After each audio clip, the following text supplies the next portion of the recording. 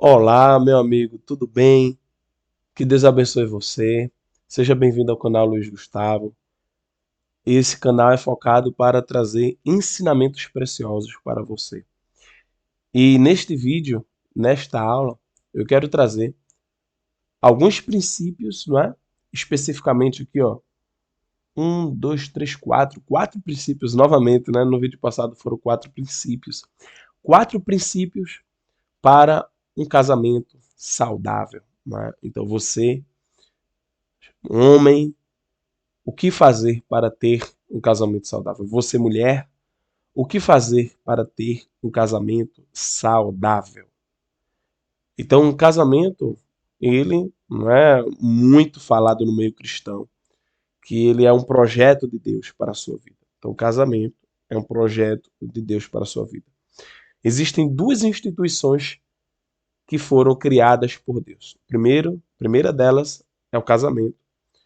Em Gênesis, capítulo 1, Deus ele vai dizer, façamos o homem a nossa imagem conforme a sua semelhança, e depois, né, fez a mulher, né, e ali Deus ordenou que eles multiplicassem, gerassem filhos. Então o casamento, ele é um projeto de Deus, é uma instituição feita, criada por Deus, estabelecida por Deus. Então não é uma invenção humana. Segunda instituição, né, é a igreja. Então, esses dois projetos, essas duas instituições foram criadas por Deus. Então, vou falar do casamento. O casamento, ele é um projeto de Deus, é uma instituição feita por Deus. E o que fazer para esta instituição ser saudável, não é? Para o seu casamento ser saudável? Tenho certeza que quando nós falamos de corpo saudável, nós estamos falando de um corpo que resiste a doenças. Estamos falando de um corpo, não é uma pessoa saudável. O que é uma pessoa saudável? É uma pessoa que ela tem uma saúde boa. E uma saúde boa não é uma pessoa que nunca fica doente. É uma pessoa que raramente fica doente. É uma pessoa que, ao ficar doente, se recupera, porque a imunidade dela está boa, não é? Ela está sempre cuidando da saúde através da alimentação, através de exercício, através, não é, de alimentação boa, saudável e não alimentação não saudável, não comer coisas que não prestam, né? Isso é importante também. Então, quando você tem um corpo saudável, a sua expectativa de vida aumenta, você consegue desenvolver mais coisas, você consegue executar mais tarefas. Então, ter uma boa saúde é muito importante. Você consegue estudar bem, você consegue trabalhar bem, você consegue viver mais, prolongar a sua vida, não é? Você consegue desenvolver mais coisas. Uma pessoa que não tem saúde, ela é fadada a ser aposentada por invalidez, não é? Então existem muitas pessoas que inclusive gostam, né, de estarem inválidas, de ficarem doentes, de colocar atestado no trabalho para não ir trabalhar porque está doente. Então tem pessoas que gostam de ficarem doentes e não têm uma boa saúde. Mas eu quero dizer a você que se você não cuidar da sua saúde, você vai viver menos. Se você não tiver um corpo saudável, você vai conseguir desempenhar menos coisas no seu trabalho, na sua vida, na sua casa, enfim. Uma pessoa saudável é uma pessoa mais feliz, é uma pessoa que se diverte mais, é uma pessoa que se comunica melhor, enfim, é tudo de bom ser saudável. E o que é um casamento saudável? Um casamento saudável é um casamento onde ele vai durar mais tempo, né? Onde especificamente esse mais tempo é até que a morte os separe. E para aqueles que acreditam, até que o Senhor nos chame, não é? Até que Cristo nos chame, até que Jesus volte. Então, o casamento saudável é um casamento duradouro, um casamento que tem é, maior probabilidade de ser é, mais duradouro, né? Enfim, resumindo é isso. Então, quando você tem um casamento saudável, você consegue desenvolver mais coisas no seu casamento, você consegue crescer juntos, não é, como casal, e nós vamos falar disso aqui. Assim como o corpo consegue desempenhar diversas coisas, um casamento saudável, ele consegue desempenhar diversas coisas também. Ele consegue conquistar muitas coisas também, quando o casamento está saudável. Mas quando o casamento está doente, o casal, o homem e a mulher, não consegue conquistar muitas coisas. Inclusive, muitos casamentos se acabam, porque não tem como o casamento estar doente e, ao mesmo tempo, você, né, tem uma vida boa. O homem tem uma vida próspera num casamento doente. Isso é impossível. A mulher ter uma vida próspera no casamento doente. Isso é impossível. Então, normalmente, ou se conserta ou o casamento se acaba, né?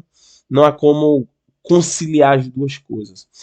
E quais são, Gustavo, os princípios, né, para ter um casamento saudável? Então eu coloquei aqui também, não é, 4 princípios, né, para ter um casamento saudável. Um do primeiro princípio, né, é a boa convivência. Então anota aí, primeiro princípio para ter um casamento saudável é a boa convivência. É o homem amar a sua mulher e a mulher amar o seu esposo. Então a Bíblia vai falar em Efésios capítulo 5, versículo 22, né? A partir do versículo 22 ele vai dizer requisitos para o casamento. E é interessante que ele vai dizer: homem, assim como amem suas mulheres, assim como Cristo amou a igreja e a si mesmo se entregou por ela. A Bíblia vai dizer também para as mulheres, não é, serem submissas, estarem ao lado, serem parceiras do seu esposo, não é? E obviamente que essa submissão não é escravidão, não é o homem mandar na mulher, mas a mulher ser parceira do seu esposo. Então, essa parceria é muito importante no casamento, essa convivência, o respeito, não é? Então, quantos casais têm deixado o respeito? Quantos homens têm maltratado as suas mulheres? Então, a convivência, ela é muito importante, ela é fundamental no casamento. A Bíblia vai dizer, né, em Mateus capítulo 19, perguntaram para Jesus acerca do divórcio, e Jesus disse: olha, num princípio não foi assim. Moisés permitiu a carta do divórcio, mas o que Deus ajuntou não separe o homem. A Bíblia vai dizer também, em 1 Pedro capítulo 3, né, 3 versículo 8, ou 2 Pedro 3,18, deixa eu só confirmar aqui para falar para você o versículo corretamente. Né? A Bíblia vai dizer nesse texto, o apóstolo Pedro, que é muito importante o relacionamento, não é? O esposo coabitar bem com a sua esposa para que as suas orações elas não sejam impedidas. Veja que palavra dura, não é? A sua oração ela ser impedida, ela não chegar, na verdade é 1 Pedro 3,7. Vai dizer: maridos, vós igualmente vivam a vida comum do lar, com discernimento, dando honra à esposa por ser a parte mais frágil e por ser co-herdeira da mesma graça da vida. Agindo assim, as orações de vocês não serão interrompidas. Então perceba que essa parceria, o respeito, é muito importante na convivência, não é? E essa convivência é a convivência do homem com a mulher, tratando ela como um vaso mais frágil. É a convivência da mulher com o homem e a mulher sendo uma mulher virtuosa, uma mulher sábia, que ela tem cuidado nas palavras que fala, não é? Então é muito importante o homem e a mulher ter o cuidado de um, cuidado do outro. Sendo que essa convivência ela não está limitada apenas ao homem e à mulher, mas também se estende à família de ambas as partes. O homem precisa respeitar a família da mulher, não é? A esposa precisa respeitar a família do esposo. Existe até uma expressão, né, popular que diz quando você casa com ela, quando você casa com o seu cônjuge, você casou com a família dele também. Você casou com a família dela também. Então é muito importante essa convivência, essa parceria, esse respeito, ter cuidado nas palavras, ter cuidado no que vai falar. Você, homem, você, mulher, precisa ser uma pessoa boa de se conviver. Tem que ser uma pessoa suportável. E suportável não quer dizer que não tenha dificuldades. Não, você suporta. O que você não pode ser é uma pessoa insuportável. Tem homens que são insuportáveis, são cafajestes, são ignorantes, não é? Agridem a sua mulher. Tem mulheres que, como diz a palavra, orientando para ela não ser, são vivem de casa em casa falando da vida dos outros, é a famosa fofoca, falando da vida alheia, falando mal, comentando a vida dos outros. Então a convivência é muito importante, não é? Você ser uma boa pessoa para se conviver. E o que vai fazer você realmente continuar com o outro é o amor. Então, a Bíblia fala que o amor, ele é o elo, é o vínculo. Então, quando se ama, não é? A Bíblia fala que o amor encobre todas as transgressões. Não no sentido de aceitar, mas no sentido de ter paciência, né? 1 Coríntios 13 vai dizer que sem o amor, tudo é em vão. O amor é paciente, o amor é benigno, o amor ele não julga, o amor ele acolhe. Então, quando o casal realmente se ama, ele tem uma boa convivência. Então, é preciso cultivar, cuidar do amor que existe no casal. O amor é fundamental. O segundo pilar, não é? O segundo princípio que eu quero trazer aqui de um relacionamento saudável é justamente a vida sexual. Então, o ato sexual, ele deve ser praticado de forma constante dentro do casamento. A Bíblia vai dizer em 1 Coríntios capítulo 7, versículo 9, o seguinte texto, não é? 1 Coríntios 7, 9, vai nos dizer, mas se não conseguem se dominar, que se casem, porque é melhor casar do que arder em desejo, em outras expressões vai dizer do que se abrasar. Então, perceba que ele está falando aqui em relação aos solteiros, mas falando da importância, né, da necessidade do relacionamento sexual e principalmente dentro do casamento, né? Então ele está falando aqui que o relacionamento sexual ele deve ser feito dentro do casamento, não deve ser fora. Então o relacionamento sexual é uma bênção para o casamento. E tem outro texto também que eu quero falar, também, né? Que vai falar, na verdade, não é outro texto, mas eu quero citar um livro da Bíblia chamado Cantares de Salomão, que é a celebração, não é, do casamento, da vida sexual. Então é muito importante o casal ele está cultivando, não é, uma vida sexual saudável, uma vida sexual ativa.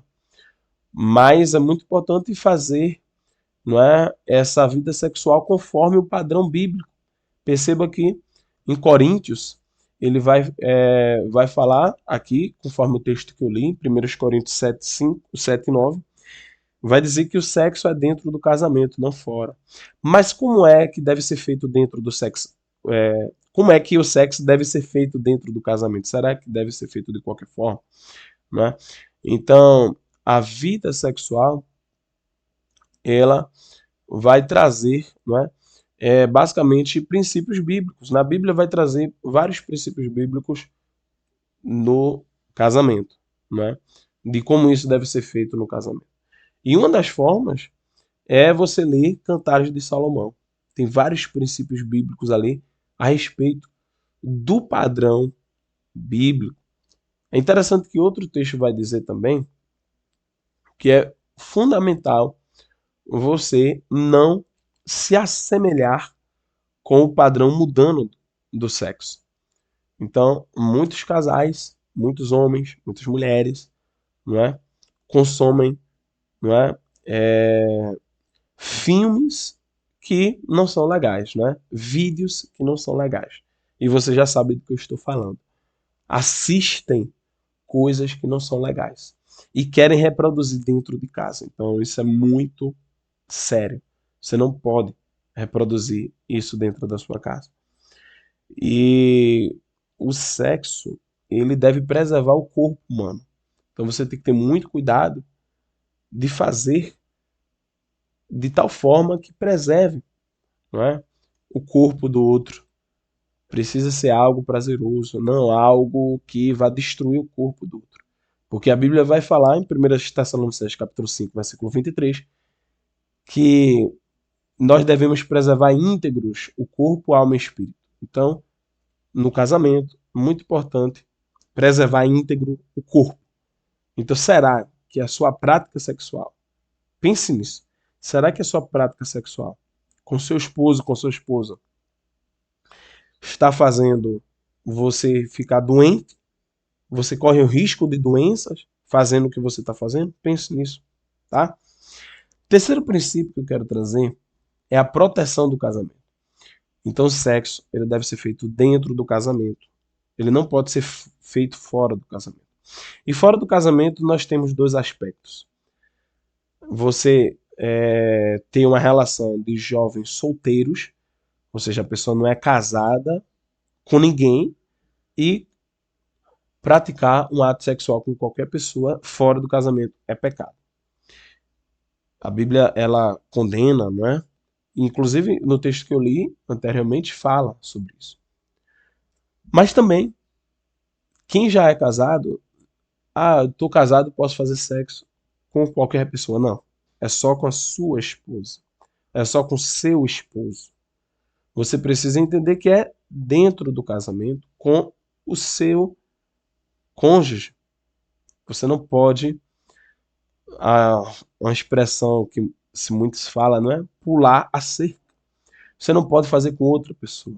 Você precisa fazer dentro de casa, com seu esposo, com sua esposa. Não dentro de casa, literalmente, mas dentro de casa, no sentido que tem que ser com com seu cônjuge, né? Com seu esposo e com a sua esposa. E como não cair, né? Em adultério, como não cometer esse pecado. É interessante que a Bíblia ela vai falar que se vocês não querem andar segundo a carne, andem segundo o Espírito. Andem, Gálatas 5:22. Andem, 5:18, né? É o início, né? Deixa eu ver aqui o texto. Gálatas, capítulo 5, versículo 16. Andeis no Espírito e não cumprireis as concupiscências da carne. Então, o primeiro conselho é justamente você andar no Espírito, se encher do Espírito, ler a palavra de Deus, buscar o Senhor, ter uma vida de oração, ter uma vida de jejum, uma vida de consagração ao Senhor e à igreja. Então você está cheio do Espírito Santo. Então isso vai fazer com que você não ande segundo as concupiscências da carne. Então, o primeiro passo é você andar segundo o Espírito, andar no Espírito, andar sendo guiados pelo Espírito. Não andar segundo a carne, mas andar segundo o Espírito. Andar com uma vida de comunhão com Deus, uma vida de oração, uma vida de consagração. Depois existem alguns pontos de atenção para você não cometer, não é, deslizes, não é? Porque uma coisa é a pessoa andar na carne e sair cometendo vários pecados, mas existem outros pontos de atenção para aquela pessoa que anda no Espírito não escorregar. Porque uma situação é a pessoa que anda na carne, comete pecado todos os dias, ela realmente está dominada e presa pelo pecado. Ela não anda segundo o Espírito, não é a prática de vida dela. E outra situação totalmente diferente é a pessoa que tem um modelo de vida cristão, certinho, andando guiado pelo Espírito e dá uma escorregada. E a Bíblia ela vai falar diversos exemplos bíblicos e conselhos bíblicos para não escorregarmos. Primeiro conselho bíblico, né, que eu vou dar para você aqui, para não escorregar no adultério, é justamente ter cuidado com o que vê, né? Ter cuidado com o que vê no celular, com o que vê no computador, com o que vê na televisão. É ter cuidado com o que vê na rua, na segunda olhada, não é? Muitas vezes. E a Bíblia fala disso. Mateus capítulo 5 vai dizer que aquele que olha para uma mulher com mais intenções e cobiça no seu coração já cometeu adultério com ela, a Bíblia vai dizer que se teu olho se escandalizar contra ti, arranca-o e joga para fora. Então perceba que a Bíblia, ela orienta a nós termos cuidado com os nossos olhos. A Bíblia vai falar de Davi, que estava olhando e viu Betseba e caiu em adultério. Então cuidado com o olhar, muito cuidado com o olhar. Segundo cuidado é o cuidado com o coração. Não é? O homem, a mulher, cuidado com o coração. Então, muitas vezes, em momentos de fragilidade, existe o risco do homem, da mulher, porque nós somos seres humanos, a se apaixonar por outra pessoa, porque aquela outra pessoa está suprindo algo que dentro de casa a gente não está tendo esse suprimento. Então, muito, muito cuidado com isso. Muito cuidado com isso. Com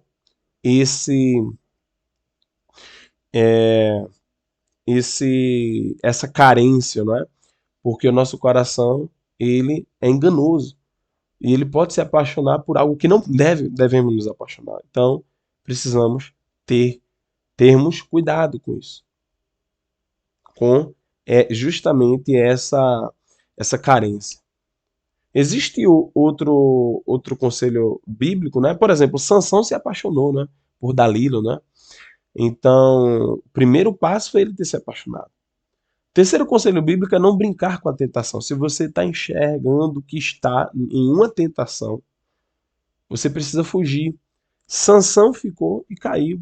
A Bíblia diz resistir ao diabo. A Bíblia não fala resistir à tentação. A Bíblia diz foge da aparência do mal, foge dos desejos carnais, foge, porque não existe um homem forte que resista à tentação da carne.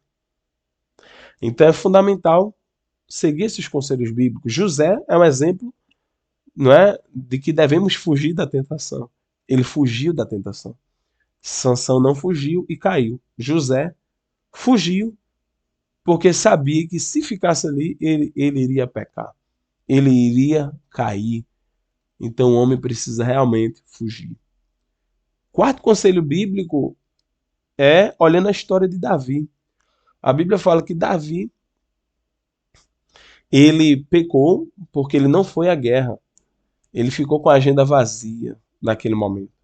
Então é muito importante você ter cuidado e eu ter cuidado com os dias que estão livres, não tem nada para fazer. Cuidado com o pensamento vazio, que pode ser, não é, um local para a nossa própria concupiscência trabalhar, conforme fala em Tiago, que muitos são engordados pelas suas próprias concupiscências, a concupiscência dá luz ao pecado e o pecado gera morte. Então, o primeiro campo de batalha é a mente. Então, tudo pode, na mente ali, não é? Tudo pode, na mente, começar. E se eu não tiver um hábito de ter algo na agenda, eu posso ter um passarinho mal, um pensamento mal pousando ali. Então, muito cuidado com a sua agenda. Não fique de agenda vazia. O que é que você vai fazer hoje? Você já fez um checklist do que você vai fazer hoje? Então, tenha muito cuidado com a sua agenda. Um outro conselho bíblico, né, para encerrar aqui, é nós termos cuidado com as posições de poder e autoridade que nós temos. Então, obviamente que não vai para todos, mas todos em algum momento podem ter alguma posição de autoridade, de liderança sobre alguma pessoa. Davi, ele pecou com Batseba porque ele tinha o poder de dizer assim, traga Batseba. Ele ordenou, ele tinha autoridade, ele tinha poder para mandar. E se ele não tivesse esse poder, talvez ele não tivesse pecado, talvez, não é? Enfim, a gente não tem como saber. Mas é óbvio, ali, fazendo uma hermenêutica bíblica, que o poder que ele tinha como rei favoreceu ele pecar de forma mais acelerada, não é? Porque ele mandou e já chegou na mesma hora que ele era rei, quem iria contradizer o rei? Então temos que ter muito cuidado com nossas posições de autoridades. Eu falei que seria a última, mas agora é a última, né? O último conselho bíblico é termos cuidado com é, não vivermos uma vida sozinho, na verdade, não é? É termos uma vida de supervisão. É vivermos uma vida supervisionada. Então nós precisamos ter pessoas ao nosso lado que tenha a abertura de bater de frente com a gente, que tenha a abertura de ir contra a nossa opinião, de ir contra aquilo que você está fazendo. Natan só foi de encontro a Davi depois que ele pecou, porque ele foi cheio de Deus ali e teve que contar uma historinha antes, teve todo um jeito, porque você não podia contradizer um rei. Você podia até ser morto, preso. Então, você precisa ter alguém para bater de frente com você, alguém que esteja supervisionando você, alguém que esteja de olho em você para você não cair em adultério. Então, esse alguém de olho dentro de casa pode ser sua esposa, no seu trabalho pode ser um amigo seu, chamando, puxando a sua orelha. Tenha sempre alguém puxando a sua orelha. Não seja autossuficiente. Não seja alguém que ninguém pode chegar e reclamar. Não. Escute as pessoas. Tá bom? Então, para resumir, né? Ainda tem aqui o quarto princípio para um casamento saudável, né? Então, eu falei justamente agora desse terceiro princípio, que foi a proteção do casamento. Existe o quarto princípio, que é justamente contribuir com o crescimento do outro. Então, num casamento, a gente casa, não é, para fazer o outro feliz. Você casou para fazer a outra pessoa feliz. Você casou para contribuir com o crescimento da outra pessoa. Então, o casamento, ele se diz muito a respeito ao outro do que a mim mesmo. O casamento, ele nos exige uma postura mais altruísta do que egoísta. Uma postura de olhar mais para o outro do que para mim mesmo. Uma postura de olhar para o desejo, para os sonhos, para a vontade dos outros, do que para os meus desejos, para os meus sonhos. Então, você precisa servir dentro do casamento. Você precisa ajudar o seu cônjuge, você precisa ajudar sua esposa, ajudar sua esposa, não é? O seu esposo, a sua esposa. Eu vejo muitos casais em que o homem vai crescendo, crescendo, crescendo e deixa a mulher de lado. Não contribui com o crescimento da mulher. Como o contrário também, muitos casamentos que a mulher cresce, cresce, cresce e deixa o homem de lado. Não, os dois precisam crescer juntos. Os dois precisam crescer como pessoas juntos. Os dois precisam crescer como profissionais, não é? Juntos, não é necessariamente ter a mesma profissão, mas você está contribuindo para que o outro seja um profissional melhor, para que o outro seja um pai melhor, para que o outro seja uma mãe melhor, para que o outro seja uma pessoa melhor, cresça como pessoa. E tem um princípio bíblico para isso, Efésios capítulo 5, versículo 29. Não é? E com esse texto aqui a gente encerra a aula de hoje. O texto ele vai dizer o seguinte: porque ninguém jamais odiou o seu próprio corpo, ao contrário, alimenta e cuida dele, como também Cristo faz com a sua igreja. Então, perceba que no versículo 28 ele vai dizer, né, para a gente entender o contexto. Assim também o marido deve amar a sua esposa como ama o próprio corpo. Então, ele está comparando. Você não cuida do seu corpo? Você toma banho, você se alimenta, você, não é, procura fazer um exercício, você procura estudar, você cuida de você. Então você também deve cuidar da sua esposa, você deve cuidar do seu esposo. Você deve investir na sua esposa, deve investir no seu esposo. Você deve fazer com que ela seja uma pessoa melhor. Você deve investir no estudo da sua esposa, no estudo do seu esposo. Você deve investir na alimentação do seu cônjuge.